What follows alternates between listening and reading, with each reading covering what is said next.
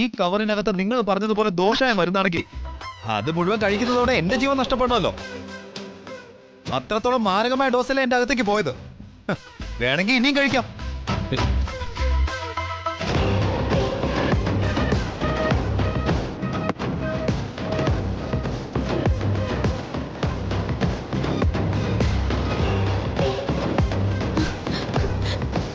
എന്താ ആലോചിക്കുന്നത്? വിഷപ്പൊടി കഴിച്ചിട്ടും എനിക്ക് ഒരു കുഴപ്പവും സംഭവിച്ചില്ലല്ലോ.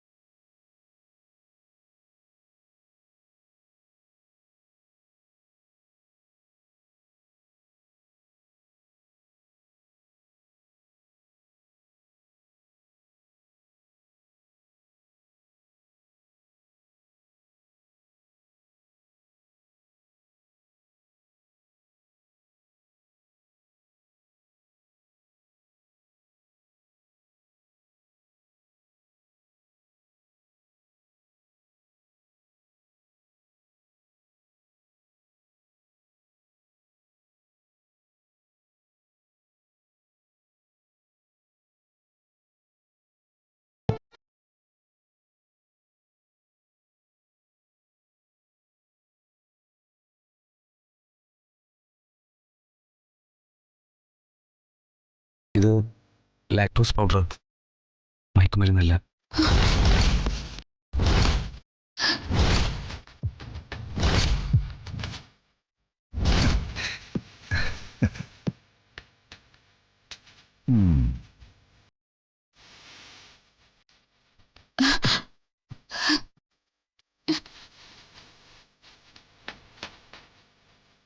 അതെ.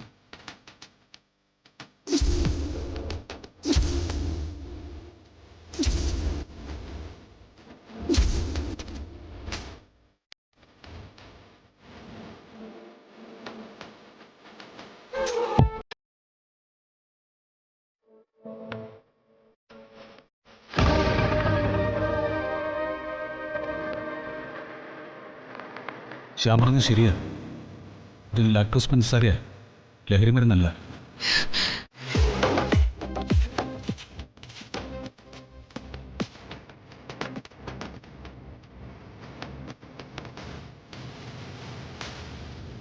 എന്തിനാ വന്ദന ചേച്ചിന്റെ കുടുംബം തകർക്കാൻ ശ്രമിക്കുന്നത്? ഇത്രയ്ക്ക് വെറുക്കാൻ എന്ത് തെറ്റാ ഞാൻ നിങ്ങളോട് ചെയ്തിട്ടുള്ളത്?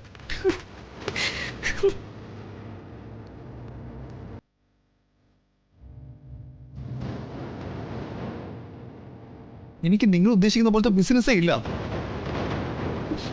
ഇനി നിങ്ങൾ ഉണ്ടെന്ന് പറഞ്ഞാലും ജീവന് തുല്യ സ്നേഹിക്കുന്ന എൻ്റെ ഭാര്യയെ കൊണ്ട് അത് കച്ചവടം നടത്തിക്കാനുള്ള മനസ്സ് എനിക്കുണ്ടാവൂ?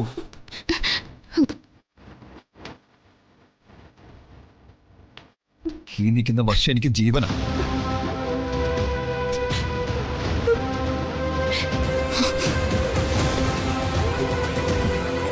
എനിക്ക് ചോദിക്കാനും പറയാനും ഇല്ലാത്ത ആളായതുകൊണ്ട് എനിങ്ങനെ ക്രൂശിക്കരുത്.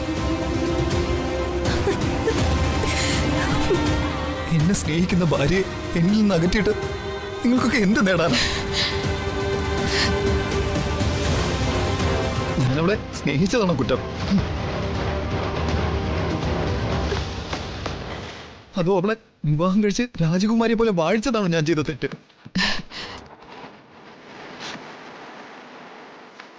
നിരപരാധി എന്ന് ഞാൻ പറഞ്ഞത് നിരപരാധി ആയതുകൊണ്ടാണ്.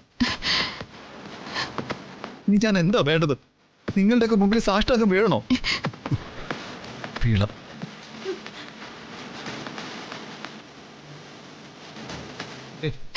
വേണ്ട.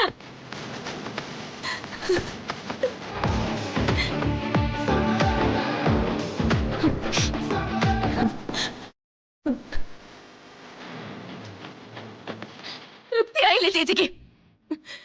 ശ്യാമിനെയും ജഗനേട്ടനെ കൂട്ടുപിടിച്ചോണ്ട് വന്ന് എന്റെ ജീവിതത്തിൽ സ്നേഹിക്കുന്ന എന്റെ ഭർത്താവിന്റെ മോശക്കാരനാക്കിയിട്ട് എന്ത് ലാഭമാണ് നിങ്ങൾക്ക് കിട്ടാനുള്ള? ഏട്ടം കെട്ടിയ താലി എന്റെ കഴുത്തിൽ ഉണ്ടായിരുന്നാണോ ചേച്ചിയുടെ ആഗ്രഹം?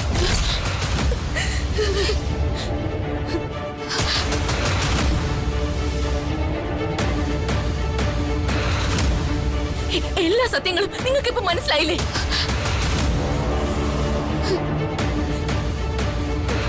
ഞാൻ നിങ്ങളോട് എന്ത് തെറ്റാ ചെയ്തത്? ഞാനൊന്ന് മനസ്സമാധാനത്തോടെ ജീവിച്ചോട്ടെ.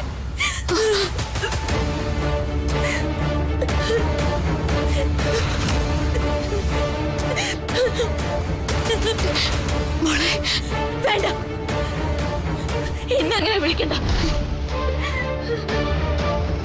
ഇറങ്ങി പൊക്കോ.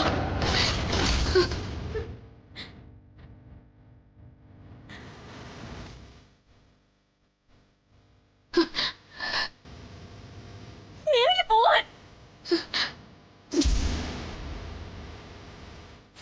അതോ ഞാൻ ചൂലെടുത്ത് അടിച്ചിറക്കണം?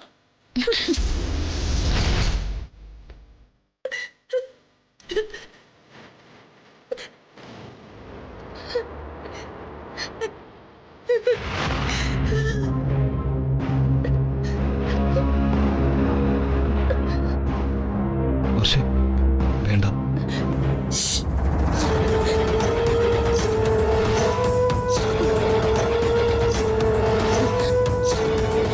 ഇറങ്ങാൻ, ഇറങ്ങി പോവാൻ.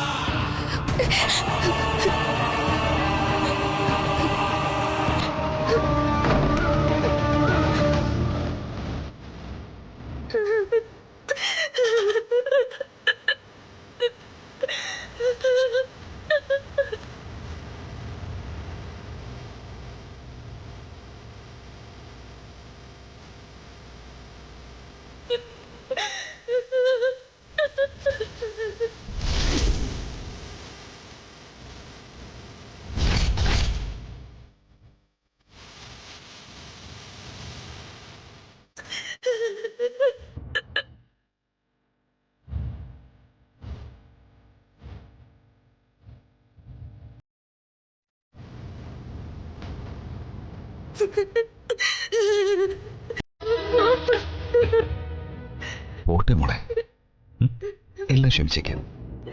മറന്നേക്ക്. എല്ലാം ക്ഷമിക്കാനും സഹിക്കാനുള്ള ശക്തി ദൈവം എനിക്ക് തന്നിട്ടുണ്ട്. പോട്ടെ.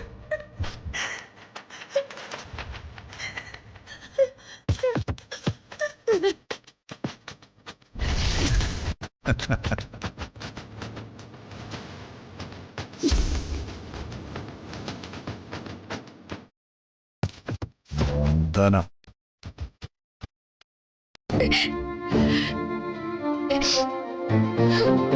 ചേച്ചി?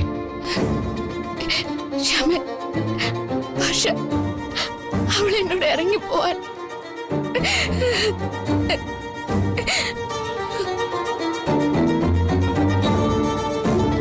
എന്താ വന്ദന, എന്താ ഇങ്ങനെയൊക്കെ? ആദ്യമായിട്ടാ അവൾ എന്നോട്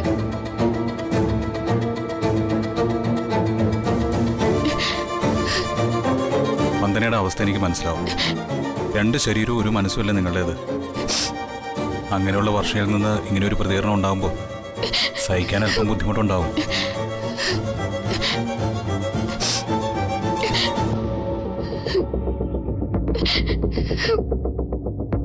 ഇതിനിടയിൽ എന്തോ സംഭവിച്ചിട്ടുണ്ട്. ചേച്ചി വിഷമിക്കണ്ട, സത്യം എന്നായാലും മറന്നേക്ക് പുറത്തു വരും.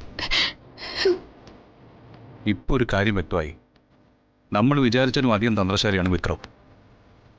അതെ, അല്ലെങ്കിൽ അന്ന് ലബോറട്ടറിയിൽ പരിശോധിച്ചപ്പോൾ മയക്കുമരുന്നാണെന്ന് പറഞ്ഞ പാക്കറ്റ് ഇപ്പോൾ ഇങ്ങനെ ലാക്ടോസ് പൊടി ആവില്ലല്ലോ.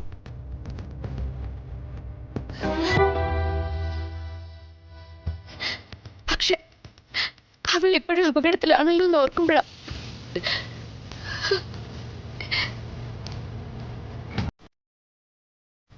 ചേച്ചി, ദൈവം ഒരു വഴി കാണിച്ചു തരാതിരിക്കില്ല.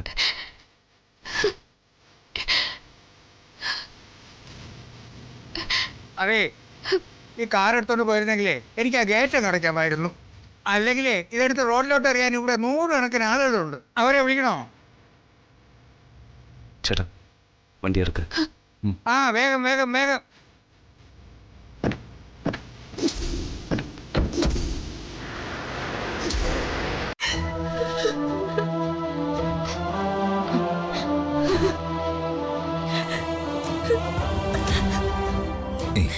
സാരമില്ല മോളെ, തെറ്റ് തിരുത്താൻ എളുപ്പാ, പക്ഷേ തെറ്റിദ്ധാരണ തിരുത്താൻ വലിയ പ്രയാസ. ഏട്ടാ, വിട്ടേക്ക്, സാരമില്ല. തെറ്റിദ്ധാരണ തൊടുത്തുവിട്ട അമ്പ് പോലെയാ. സത്യം തിരിച്ചറിയുമ്പോഴേക്കും മനസ്സിന് മുറിവ് സമ്മാനിച്ച് അത് ഏറെ ദൂരം കടന്നു പോയിട്ടുണ്ടാവും. വന്ദനച്ചി പാവ, അനിയത്തിയോടുള്ള അമിതമായ സ്നേഹവും കരുതലും കൊണ്ട് ഇങ്ങനെയൊക്കെ സംഭവിച്ചു പോയതാ. മനസ്സ് തുറന്നൊന്ന് സംസാരിച്ച വന്ദനച്ചിയുടെ മനസ്സ് മാറും. ഇല്ലെങ്കിൽ നമുക്കതൊക്കെ മാറ്റിയെടുക്കാം. ഒരു കൂടപ്പിറപ്പില്ലാത്ത എന്റെ കൂടപ്പിറപ്പ വന്ദനേച്ചി. ആ മനസ്സ് വർഷം ഒരിക്കലും നോവിച്ചു വിടരുതായിരുന്നു. സാരമില്ല, കഴിഞ്ഞതൊക്കെ കഴിഞ്ഞില്ലേ. ഏട്ടാ, ഏട്ടൻ എങ്ങനെയാ ഇങ്ങനെയൊക്കെ ചിന്തിക്കാൻ കഴിയുന്നത്? അത് ബന്ധങ്ങളുടെ വില അറിയാവുന്നതുകൊണ്ട്, ഞാനൊരു അനാഥനായതുകൊണ്ട്.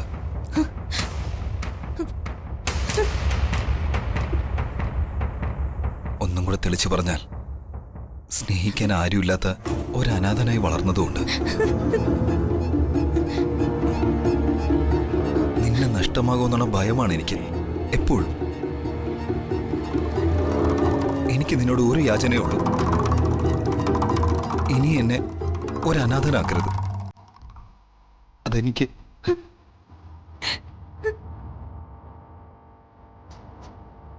സഹിക്കില്ല.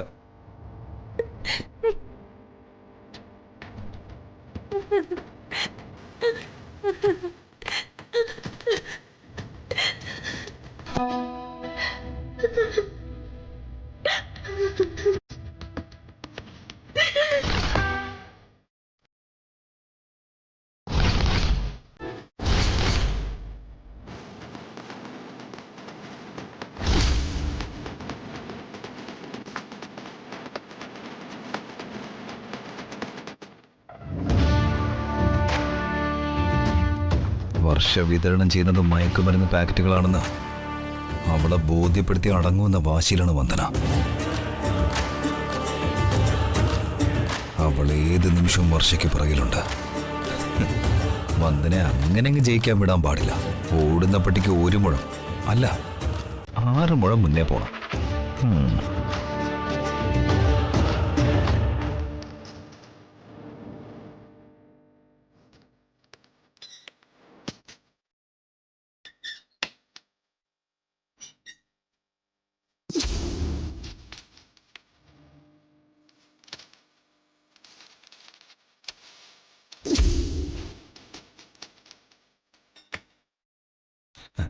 ഇപ്പോൾ വർഷയുടെ ബാഗിൽ നിന്ന് ഒറിജിനൽ മയക്കുമരുന്ന് പാക്കറ്റുകൾ മറ്റൊരിടത്തേക്ക് മാറ്റിക്കഴിഞ്ഞു.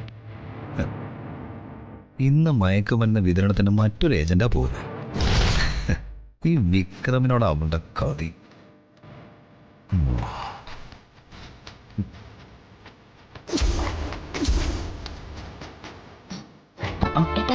ഞാൻ ഇറങ്ങുകയാണേ. പോയിട്ടോ. ഓക്കെ, ശരി.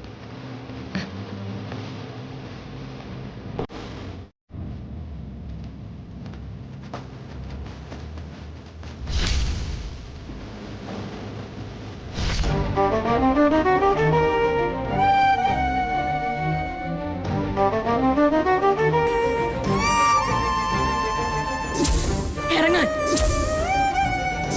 ഇറങ്ങി പോവാൻ.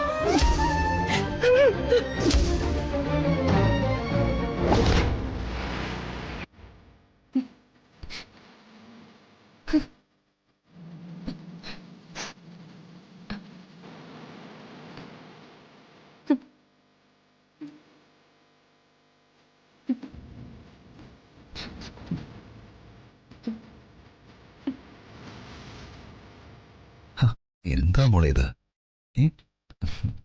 ഇന്നിനി എൻ്റെ വർഷ ജോലിക്കൊന്നും പോണ്ട, റിലാക്സ് ചെയ്തോ. നമുക്കിന്നൊരു ഔട്ടിങ്ങിന് പോവാം, എന്താ? ഇന്നിവിടെ നടന്ന എല്ലാം നമുക്ക് മറക്കാം. എല്ലാം മറക്കാൻ കഴിയുന്ന ഒരടിപൊളി ഔട്ടിങ്. എടോ ഒന്ന് ചിരിക്കേ, ചിരിക്കടോ, ചിരിക്കാൻ. ഏ? ആ അങ്ങനെ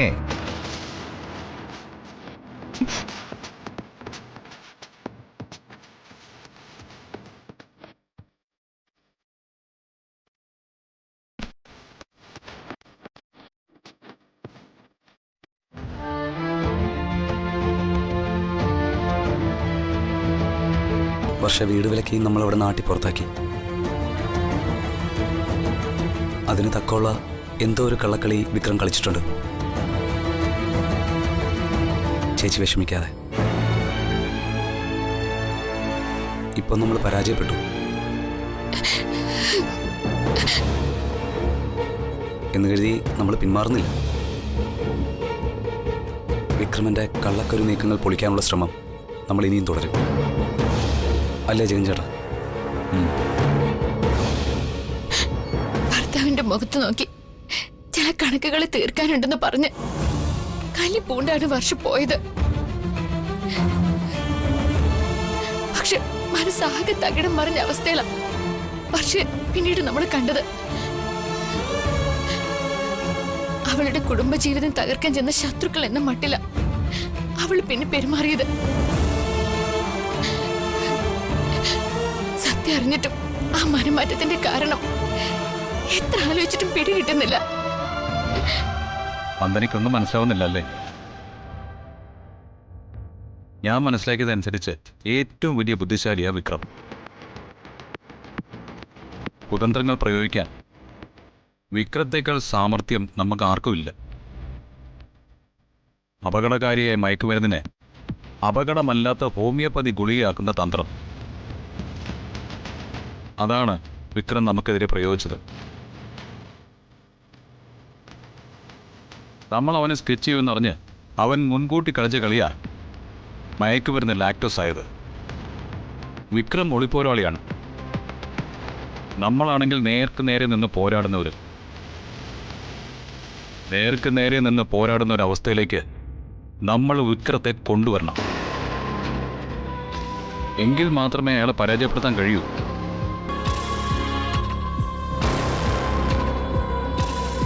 രക്ഷിക്കാൻ ചെന്ന് നമ്മളെ ആട്ടി പുറത്താക്കിയതിൻ്റെ കുറ്റബോധം അതോർത്ത് വർഷം ഇപ്പം കണ്ണീരൊഴുക്കുന്നുണ്ടാവും.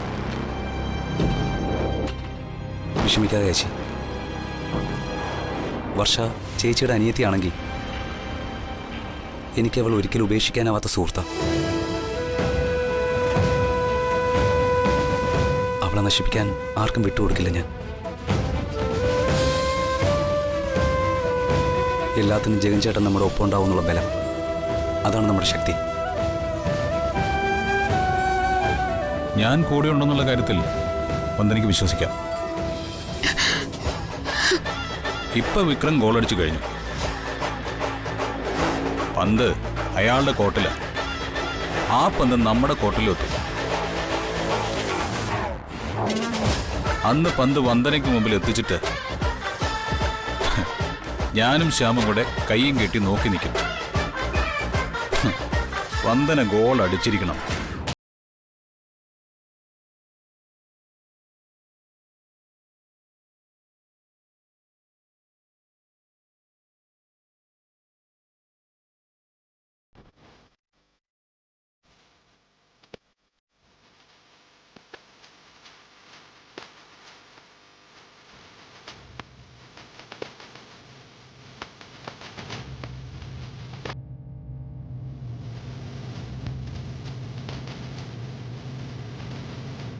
ഏട്ടാ വിഷമിക്കണ്ട. ഏട്ടനെ കുറിച്ച് ആരൊക്കെ എന്തൊക്കെ പറഞ്ഞാലും ഞാനത് വിശ്വസിക്കില്ല. എന്നും ഞാൻ ഏട്ടനോടൊപ്പം ഉണ്ടാവും. ശൂന്യതയിൽ നിന്നും കോടീശ്വരനായി മാറിയാലും ഒരനാഥനെ ആരും സ്വീകരിക്കില്ല. അവനെ പൂർണ്ണമായി ആരും അംഗീകരിക്കുകയില്ല. അതാണ് ലോകം. അങ്ങനെ ഒന്നും ചിന്തിക്കരുത്. വന്ദനേച്ചി എന്തോ തെറ്റിദ്ധാരണ കൊണ്ട് പറഞ്ഞതാ. ആ തെറ്റിദ്ധാരണ ഞാൻ മാറ്റിയെടുത്തിരിക്കും. ചേച്ചി തന്നെ വിശ്വസിക്കുമെന്ന ഒരു ധാരണ എനിക്കില്ല.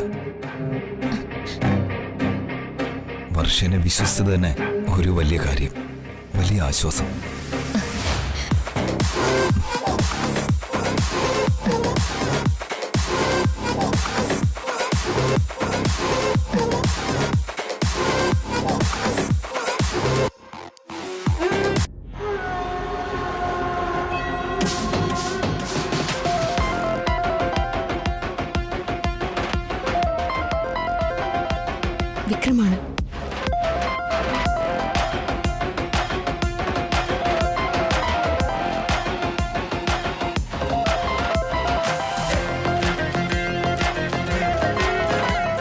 ആ ഫോണിൽ തന്നെ